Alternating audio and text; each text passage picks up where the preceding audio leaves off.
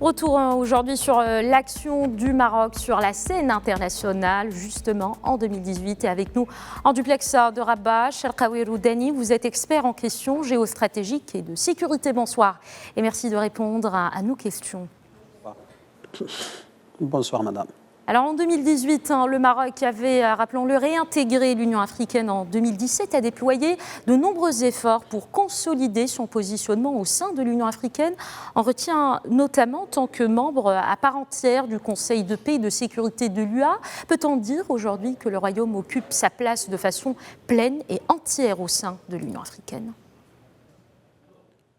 Effectivement, le Maroc aujourd'hui joue un rôle très important et un rôle pionnier dans les relations multilatérales et bilatérales avec les pays africains. D'ailleurs, il a des relations très puissantes bilatéralement parlant avec plusieurs pays africains. Et à l'échelle multilatérale, il y a le retour institutionnel du Maroc à l'Union africaine qui commence à se caractériser par l'implication du Maroc dans la mise en place de plusieurs programmes, plusieurs réformes, plusieurs structures à l'échelle de l'Union africaine. D'ailleurs, aujourd'hui, le Maroc occupe une place au sein du Conseil de paix et de sécurité entre 2018 et 2020, commence à jouer un rôle très important dans cette structure exécutive de l'Union africaine. Aussi, le Maroc, il a joué un rôle très important.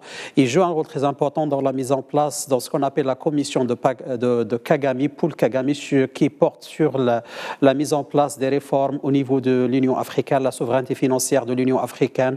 Aussi, au niveau de la mise en place d'une zone de libre-échange du continent africain, ce qu'on appelle le ZLEC, CAF. Aussi, le Maroc, il a des relations très puissantes avec plusieurs communautés économiques régionales. Je pense que le Maroc il est en train de mettre en place une stratégie globale qui va donner un fort élan à cette intégrité continentale. Le Maroc aussi, il a des relations puissantes sur plusieurs dossiers. Donc, n'oublions pas que Sa Majesté le roi Mohamed VI, il a le leadership de la question de la migration, il a le leadership de la conception de la mise en place d'une politique migratoire, et c'est pourquoi le Maroc abritera très prochainement l'Observatoire africain sur la question de la migration. Au niveau de la mise en place d'une politique de défense de sécurité portant sur l'architecture du système de défense et de sécurité de l'Union africaine, le Maroc joue un rôle très important en essayant de travailler avec plusieurs pays dans ce sens. N'oublions pas aussi le sommet de l'Union africaine avec l'Union européenne qui porte sur la question de la migration. On reviendra, Chelkaoui Roudani, plus en détail sur les relations entre le Maroc et l'Union européenne. Maintenant, au niveau toujours des relations régionales concernant le Grand Maghreb et l'UEMA, on retiendra l'implication du Royaume dans le processus de recherche d'une solution à la crise en Libye. On sait notamment le suivi des accords de paix, les accords signés à Skhirat en décembre 2015. Comment voyez-vous le rôle du Royaume dans ce dossier particulier ? Comme vous l'avez signalé, madame, donc nous sommes dans une région qui est en pleine mutation, beaucoup de questions géopolitiques, des forces extrinsèques et des forces intrinsèques qui sont en train de faire une conception unilatérale sur plusieurs questions de dimension régionale. Je pense aujourd'hui le Maroc, il a essayé de mettre en place, renforcer d'ailleurs, raffermir les relations bilatérales du Maroc avec l'ensemble du pays du Maghreb. N'oublions pas que le ministre des Affaires étrangères marocain, il a été en Mauritanie, en Tunisie, donc il y avait un travail extraordinaire au niveau de la diplomatie. Aujourd'hui aussi, donc, le Maroc cherche à mettre en place une conception sécuritaire sûre et sereine dans la Libye. N'oublions pas, le Maroc, comme vous l'avez signalé, il a abrité les accords de Skhirat, les protagonistes libyens. Aussi, la situation elle est grave, il n'y a pas un État. Donc, je pense aussi à la recrudescence des attaques terroristes dans cette région qui est très importante, qui est géostratégiquement parlant très importante pour l'Est de la région de la Méditerranée et aussi pour les pays de l'Afrique subsaharienne et du Sahel. Donc le Maroc est en train de jouer un rôle très important dans la mise en place d'une vision globale sur la question de la Libye. C'est pourquoi donc, il est encore dans ce travail avec l'émissaire de l'ONU, donc M. Hassan Salama. Le Maroc travaille en coordination avec l'ONU pour mettre en place, pour essayer d'apporter sa valeur ajoutée dans la consolidation, dans la mise en place d'une structure paisible, capable pour que la Libye puisse puisse assumer sa responsabilité, sachant aussi que dans le pays des Sahel, l'Afrique subsaharienne, tous ces pays-là sont très... Justement, Cherkaoui Roudani, sur le dossier du Sahel, le Maroc s'est impliqué en apportant son soutien aux efforts de la communauté internationale pour lutter justement contre le terrorisme et promouvoir aussi le développement du Sahel. Une action multiforme du Royaume qui est saluée d'ailleurs par tous les acteurs du dossier. Dites-nous, au fond, pourquoi le Maroc s'implique au Sahel ?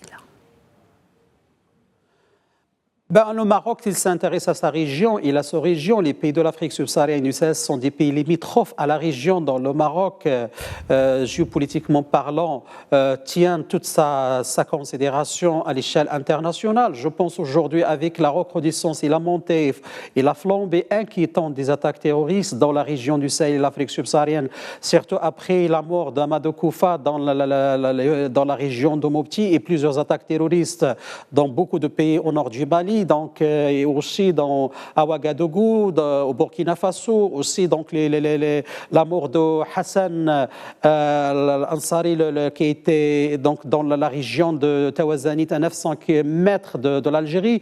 Tous ces attaques terroristes, toute cette montée incroyable et inquiétante dans la lutte, dans les attaques terroristes inquiètent le Maroc. Donc, il est légitime que le Maroc cherchera à essayer de mettre en place, avec les pays du Sahel, l'Afrique subsaharienne, de mettre en place une stratégie globale pour agir, pour lutter contre cette montée inquiétante du terrorisme. C'est pourquoi le Maroc, il a participé récemment dans le sommet du G5 Sahel avec l'Union européenne, où il a avancé plusieurs propositions sur le développement économique et social de plusieurs pays. Il est maintenant un acteur majeur dans le développement de ce pays. Donc, je pense que aussi avec la situation inquiétante dans le nord du Mali, avec les frontières qui ne sont pas peureuses dans la région. Donc le Maroc, il est dans la responsabilité aussi de mettre en place une stratégie plus globale à l'échelle internationale, tout en insistant sur le fait que nous sommes dans une région